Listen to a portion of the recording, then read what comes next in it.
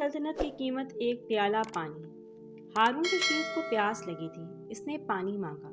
ठंडा पानी लाया गया। आरिफ बिल्ला हज़रत इब्ने समाक रहमुल्लाह वहाँ मौजूद थे। वो कहने लगे, हारून, पानी पीने से पहले मेरी बात सुनना।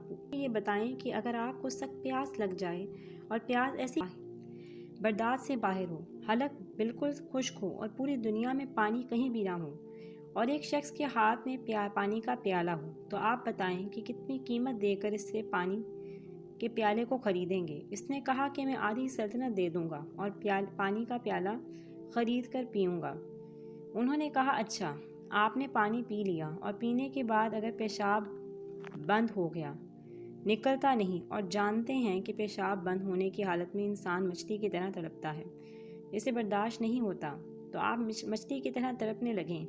इधर एक तबीब जिसके पास ऐसी दुआ है, पेशाब हो जाए, तो आप बताएं इस तबीब को कितनी कीमत देकर ख़रीदेंगे।